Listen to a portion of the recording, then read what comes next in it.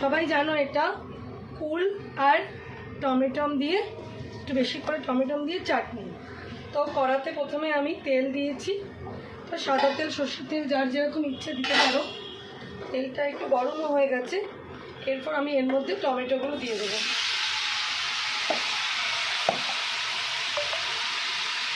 টমেটোটা দিয়ে অল্প করে নুন দিলাম,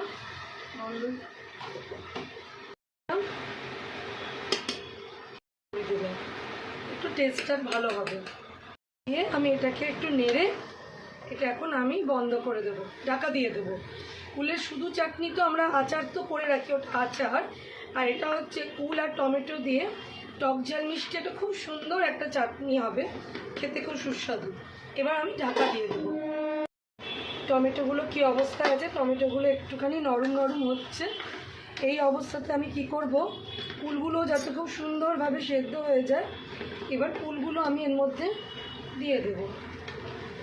দিয়ে আমি একসাথে কুলটাকেও দিলাম এই কারণে যাতে এটা একসাথে ভালো মতো সেদ্ধ হয়। কুলটারও তো একটা সেদ্ধ হওয়ার ব্যাপার আছে, বলো। যে খুলে না একটু ঢাকা খুলে খুলে আমি দেখে নিচ্ছি কি অবস্থা, কারণ টমেটোগুলো এখনও সেদ্ধ হবে আর কুলগুলোও তার সাথে সেদ্ধ হচ্ছে। এই যে সুন্দর একটু কালারের জন্যে কাশ্মীরি লঙ্কার গুঁড়ো একটু দেব, এটা শুধু কালারের জন্য দিলাম, ঠিক আছে।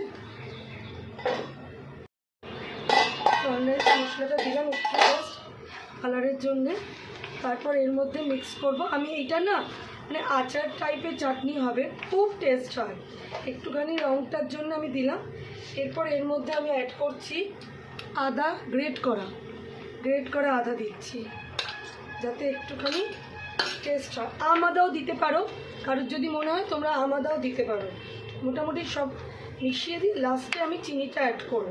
চিনি এখন দিলে আর টমেটোগুলো আর গলবে না, গলবে না, সেদ্ধ হবে না, ঠিক আছে। এরমভাবে মিশিয়ে দিলাম, দিয়ে এবার আবার একটু ঢাকা দিয়ে রেখে দেবো।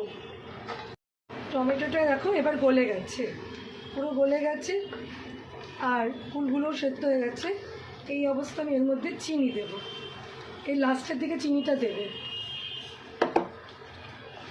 চিনিটা অ্যাড করে এবার রাখবো, একটু চিনিটা অ্যাড করে, আর খুব একটা ঢাকা দিতে লাগবে না, বুঝলে। হয়ে গেছে আমার। এবার এটার মধ্যে লাস্টে নামাবার আগে আমি একটু তেঁতুলের রস দেব। তেঁতুলের রসটা দিলাম একটু টকের জন্য, বুঝলে। তেঁতুলের রসটা দিয়ে আমি নামাচ্ছি। এবার আমি একটু নাড়ানো হয়ে গেল টমেটোর চাটনি, টমেটো আর কুলের চাটনি। বন্ধ করে দিলাম।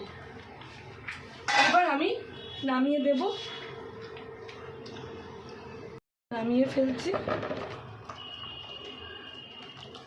দেখো জাস্ট সি কি সুন্দর হয়েছে, দেখো টমেটো আর কুলের চাটনি।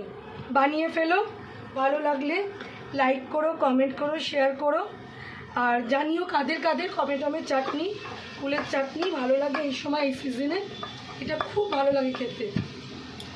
তো পুরো রান্নাটা আমি তোমাদের দেখালাম কিভাবে বানালাম।